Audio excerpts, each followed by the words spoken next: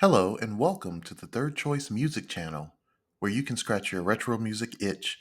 Please subscribe to the channel and like the video for more great music content, including album reviews and rankings. For today's review, I wanted to review Big Thing by Duran Duran. Big Thing is the fifth album released by Duran Duran in 1988. Coming nearly 2 years after Duran Duran's previous album Notorious, Big Thing sees Duran Duran leaning more into a standard pop affair. I think just as Notorious did, Big Thing further pushes Duran Duran into the musical direction they were attempting to go for and away from their new wave roots.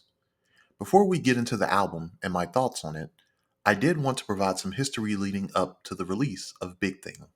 So, by April of 1987, the last single from the Notorious album, Meet El Presidente, had been released. Overall, the Notorious album saw a dip in performance on the charts from the band's previous studio album, Seven and the Ragged Tiger, released in 1983.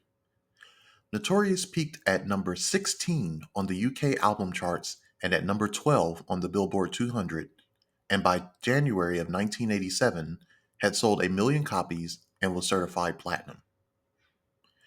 While there is not much data available on the actual number of copies of Seven and the Ragged Tiger sold, the album peaked at number 1 on the UK album charts and number 8 on the US Billboard Top LPs and Tape charts. So you can already see there's a difference in between the performance of Seven and the Ragged Tiger versus Notorious. And I will say that there's even more of a drop off between Notorious and Big Thing. But I'll get into that a little bit later. Now, there could be a number of reasons as to why the Notorious album did not perform as well as Seven and the Ragged Tiger in terms of performance. Perhaps the number of years that had passed between the releases of the Notorious album and Seven and the Ragged Tiger, 3 years to be exact, could be a reason. Perhaps the fact that two of the original five members of the band, Andy and Roger Taylor, were no longer in the band by 1986. Or perhaps it could be the new musical direction the band decided to go in, which was more of a light funk pop sound. Now, it's a dangerous line to tread when a band has been rooted in a particular genre of music for multiple albums and then decides to switch it up. Music artists do this often for multiple reasons as well, such as becoming bored with the genre of music they have been doing and wanting to change it up, or pressure from the record label to do something different. 9 times out of 10, though, a change in musical genres for an artist or band is typically to sell more records and gain more popularity. Now, in Duran Duran's case, it was ultimately a gamble because changing up their sound from new wave to the light funk pop sound of Notorious could alienate their original fans, or it could be possible that their fans would accept the change in musical direction while allowing Duran Duran to gain more fans and listeners with their new musical direction. In the worst case scenario, it could be a combination of all three: the length between years, the loss of two of the original band members, and the change in musical direction. In my honest opinion, I will say that I think Duran Duran had to switch it up, right? I mean, by 1988, new wave, synth pop was on the decline. I mean, there were several bands who were thriving in the early 80s who by 1988 were basically on the outs, right?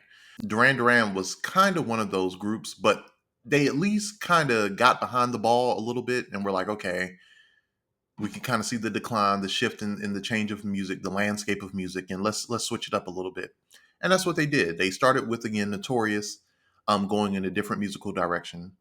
And, it continues more so with Big Thing. I will say that Big Thing definitely is a standard of the time album for them, right? More so than probably mm, any other album they may have done, honestly. However, the verdict is still out on this.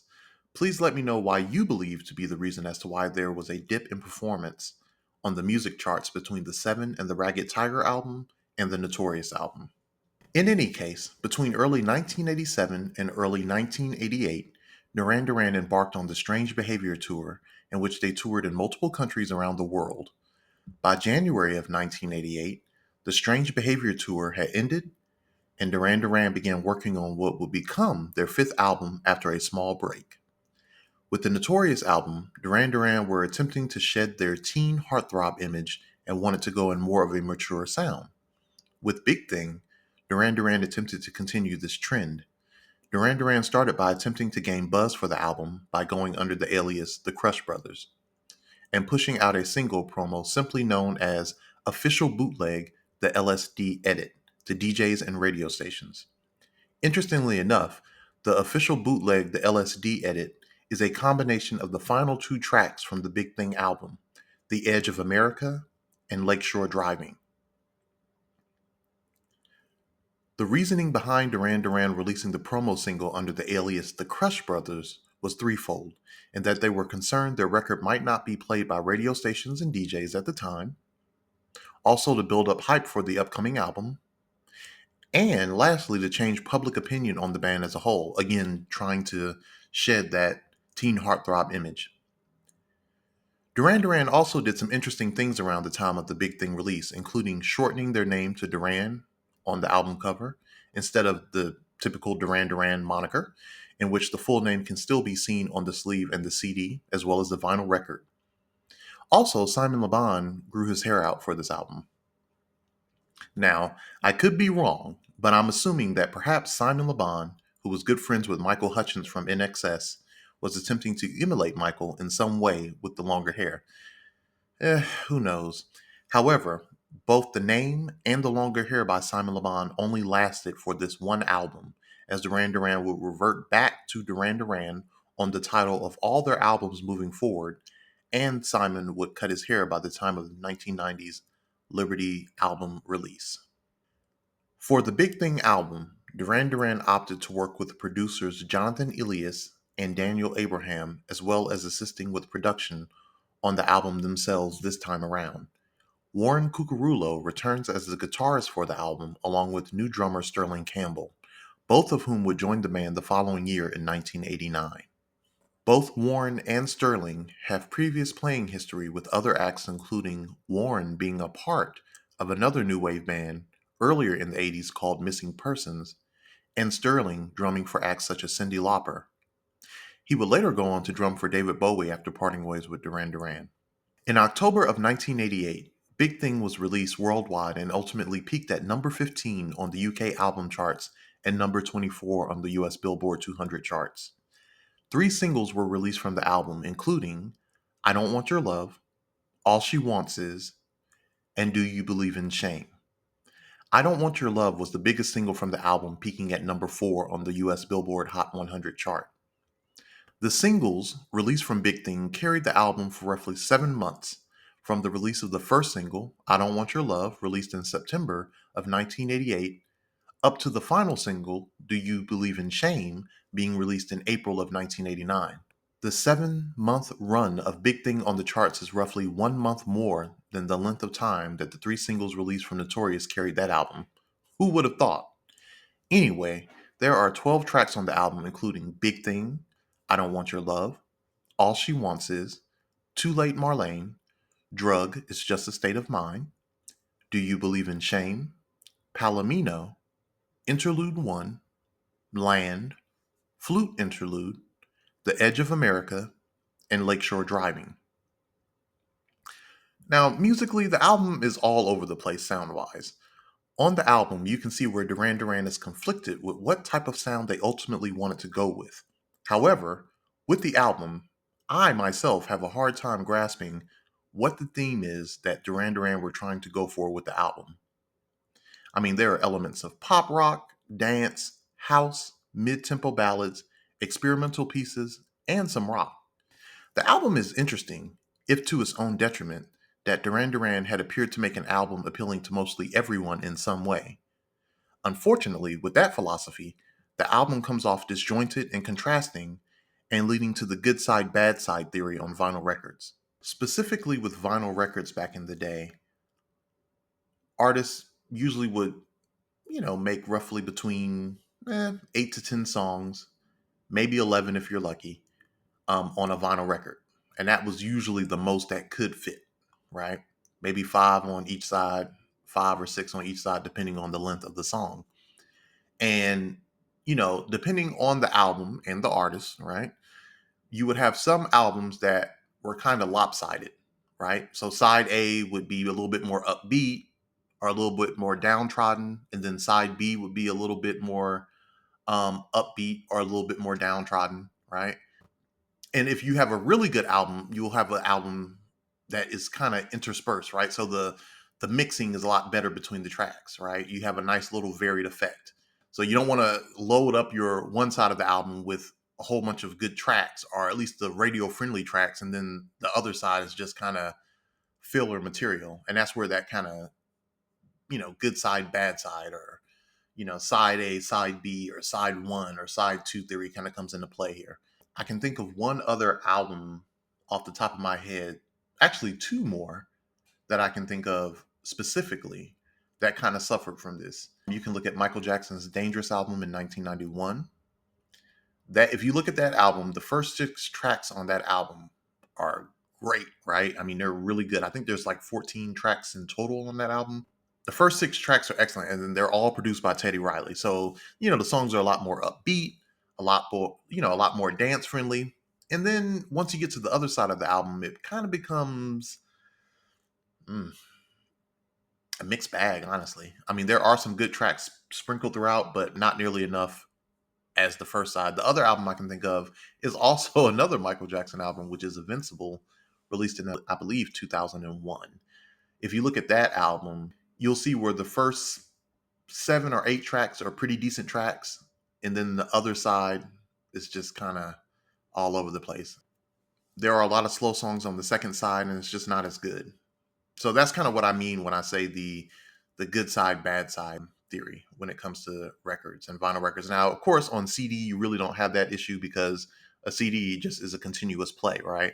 You put the CD in, it has however many tracks on the album, and it just plays continuously through. There is no flipping to the other side. So let's see if we can dissect the album track by track and delve deep into the inner workings of the album. So the record begins with the title song to the album, Big Thing.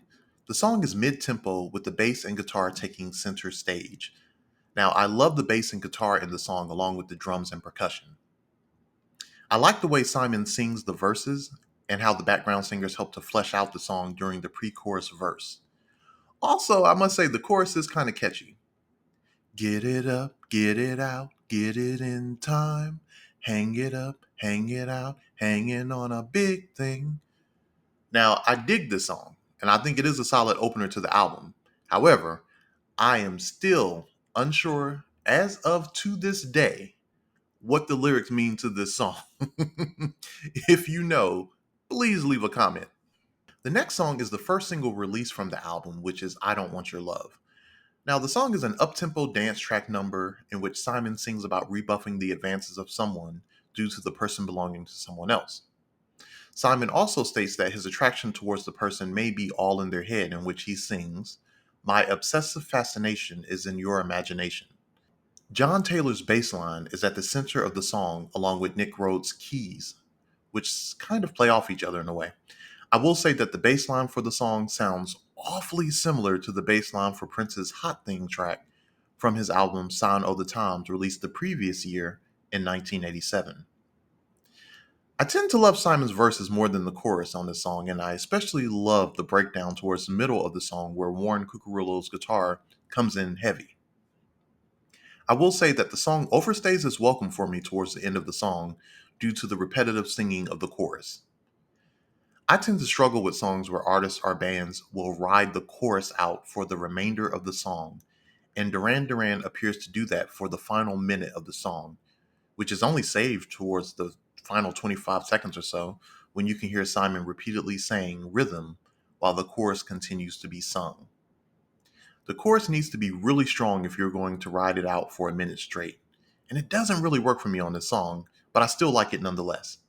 I will say that while I do love the original simplicity of the album version of the song, I do strongly enjoy the Shep Pettibone remix that was ultimately released as the video version of the song as well as the single version of the song. The major difference that the Shep Pettibone remix provides to the song is the inclusion of guitar, basically more guitar in the intro of the song, and the sound of the bass during the verses. Now, I'm not sure entirely why. I mean, it sounds different. If you listen to the album version of the song, the bass line during the verses sounds warped slightly. It almost kind of sounds like a flat, warped version of a bass line. You know, typical bass line is do do do do do do do do do do, but this sounds like do do do do do do do do do. I don't know. It sounds weird, but it is what it is. And that's why I prefer the Shep Pettibone remix. The bass just sounds more normalized overall. Next is the second single released from the album, which is All She Wants Is. The song is an uptempo mix with influences of rock, pop, dance, and house all in one. In this particular number, Simon sings about a man enjoying the carnal flesh of a streetwalker. Now, I know I stated in the last song review that I don't like when an artist or band rides out the chorus to a song to end a song for a great length of time. However, in this case, this works for me. The crazy thing is that the chorus to All She Wants is repeated for the last minute and 25 seconds of the song. However, it's what Simon does while singing the chorus that keeps me invested, such as the background singing, a woman repeatedly making sexualized sounds, the instrumentation overall, Simon even screaming at one point, and perhaps doing an ode to Michael Jackson with indecipherable sounds towards the final seconds of the song. Now, if you're going to ride a chorus out on a song, make it fun. And I think Simon accomplishes it well with this particular song. So I do want to show love to two of the mixes to the song, including the US master mix of the song and the Euro dub mix of the song, while maintaining the core sound of the song in general. Both mixes sound completely different and I love them. You should really give them a listen if you haven't. Overall, though, my thoughts on the song is that it's just okay. I don't listen to it often. However, there are certain times where I have a slight urge to hear the song, and I will play it, but not often. Up next is Too Late Marlene. Too Late Marlene flirts with a smidge of R&B while remaining pop at the same time. The bass and synths share lead on this song, and Simon sings of being in a relationship and how he doesn't want to fight and have anything bad ruin the good thing that he has going with his significant other. For me, I like this song. However, at the same time, the song is simply just okay. I mean, if I had to say, it's probably one of the tracks I go back to least on the album. However, there are times where I simply just want to hear it and I'll play it. I mean, at the same time, there are times where I forget the song even exists on the album. Sometimes I'll look at the album and I'm like, oh yeah, Too Late Marlene. And I'll turn it on and kind of remind myself of why I like it in the first place. But overall, this song doesn't really stand out in any particular way. I mean, I do like the R&B groove that Duran has going here on the song. However, the fascination surrounding that R&B groove kind of wears off soon after listening to it. But, I like it. All right. So to end side A of the album, if you're listening to this on vinyl, is Drug. It's just a state of mind. So Drug is just a state of mind is another uptempo dance track with some elements of house interwoven into it. The lyrics to the song are interesting in that Simon sings the lyrics from the perspective of the drug and is asking the user to take the drug, or I guess to take him. I don't know. This song is standard fare for me in relation to the lyrics, and the chorus leaves a lot to be desired. However, I do like the breakdown of the album version of the song, in which there appears to be cuts of James Brown's famous "Huh," along with a female singer repeatedly singing "Use Me." So there is another version of the song which is a mix by Daniel Abraham that was initially considered instead of the mix we ultimately received on the album. The Daniel Abraham mix is actually considered the original version of the song, and you can actually hear that on the Do You Believe in Shame single, if you can find it. However, it is there. However, I was doing some reading on this, and according to the Duran wiki, there was a major disagreement between John Taylor and others in the band that led to a massive argument. Now, John wanted to go with the original version, which is the Daniel Abraham mix, and Simon LeBon and Nick Rhodes opted for the version that we got on the album. So I'm going to be honest. I actually like the album version. The original version, while It's upbeat, it's funky. It's lacking the breakdown that I like in the song that really does the song for me. I mean, I like the verses to the song. The chorus is where it falls flat for me. Take me every morning, take me every night, take me when you're feeling low, take me when you want to stay up all night. Like, eh, it really doesn't do anything for me. But at the same time, if I had to choose between the two mixes, I will take the album version any day. Okay, so starting side B of the album is the third and final single from the album, Do You Believe in Shame? The song is led by a combination of guitar and bass with synths coming in during the pre chorus verse and the chorus itself. In this song, Simon sings of loss and coming to grips with the passing of someone close. The song was written in tribute to three people, including Simon's childhood friend David Miles, Alex Sadkin, who was a famous record producer, and the famous artist Andy Warhol, all who passed at various points during the previous year of 1987. The song is very moody and definitely places me in a certain mood every time I hear it. While it is not my favorite song and it does kind of move at a slower pace, I do love the bridge where Simon sings, and it may be selfish now, but I'll hold on to the memory until all this fear is washed away. Really thought provoking lyrics.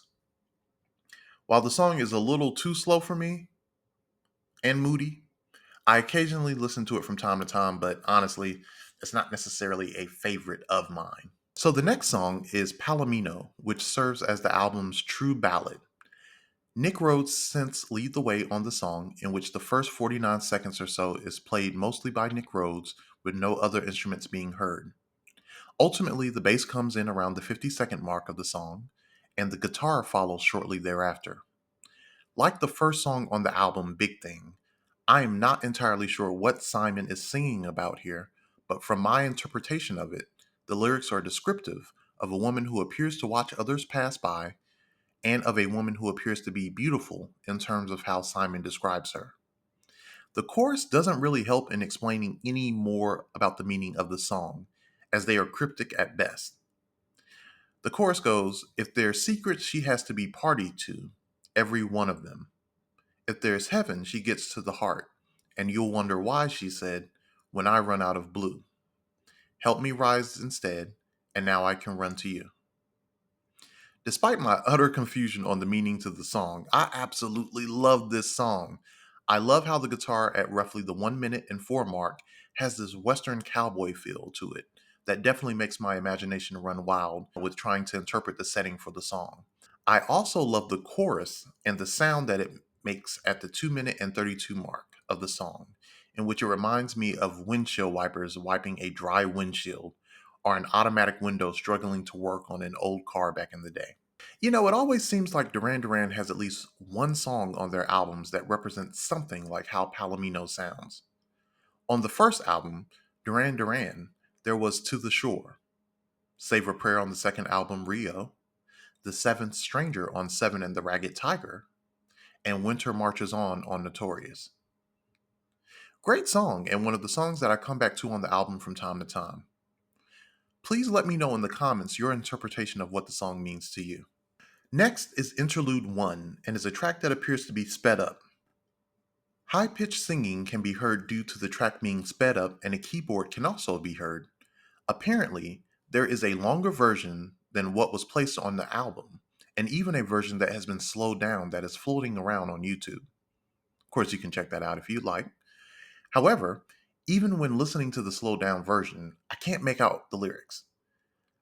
I am unsure if this was a song that was maybe written and produced for the album but was ultimately scrapped, or if it's actually one of the tracks itself and I just don't realize it, or what, but I can't really make out what it is. I will say this track is definitely an experimental track at best. Um, what can I say? I don't really hate it. I don't really dislike it. I don't really like it either. It's there. It doesn't overstay its welcome. It's only like maybe um somewhere between 25 and 45 seconds long, if that. So it's not too bad. Next is another mid tempo ballad entitled Land. The song utilizes the guitar, bass, synth, and drums in tandem with one another throughout the track. In the song, Simon sings of what appears to be the end of a relationship. However, what's interesting about the song, at least in my interpretation, is that Simon is using land interchangeably with love. Throughout the song, Simon sings that for love is land, and you keep my landfall safe. And before we write the end, standing across the ocean stream, I need to know, I'll need your country then. Now, this is one of my favorite songs off. Now, this is one of my favorite songs off of the album, and one that definitely keeps me coming back to this album, if only in short bursts. The next song is called Flute Interlude, and it's simply just that, a flute playing with backing drums. The track ends with what sounds like a distorted guitar, and then the track simply ends going into the next track. Again, another experimental track for sure, and it's just simply there for me. Nothing more, nothing less. The song begins with synths and Simon singing of learning to love anger and giving dreams a rest, only to be followed by the guitar and bass later within the song. Apparently, the song was written as a response to the band's declining popularity in America, according to the Duran Duran wiki, which is interesting to me because that would mean that the band was majorly self aware of themselves, honestly. Now, the song never did it for me in all honesty, only because this is not my type of song. It's very, oh, what's the word? Inspirational to a degree. It's almost kind of self preachy in a way. But I understand at the same time that this may be a nice little song for others, but it doesn't really do it for me. However, if I could say one good thing about the song, I do like how it seamlessly transitions into the next song. Apparently, according to Nick Rhodes, the reason why this song is really short, and I think it's only about 2 minutes and 30 seconds or somewhere in that time span, is that the tape that they recorded it on actually either it disappeared or it became damaged or defective, and they had to kind of combine Lakeshore Driving and The Edge of America together. So that's why you see, and I mean, it's a great transition into Lakeshore Driving, which is the final track on the album. So I do like it for that. All right, so the final song on the album is Lakeshore Driving. The song is entirely instrumental and is dominated by guitar with some slight flute playing and bass serving as the back rhythm along with the drums. I often refer to this song as Warren Cucurulo's true introduction to the band. I mean, they let him dominate this track, and he does a really good job tearing up this track with his guitar. The track has an overall rocking groove to it. Warren does an amazing job with the guitar on this song. I can't say that enough. It is truly a rocking tune and a good end to an otherwise uneven album. So, what are my final thoughts on the Big Thing album? Honestly, disjointed would best sum the album up to me. As I stated earlier, the album is kind of all over the place. The album is a tale of two sides, with the first side of the album being littered with dance tracks.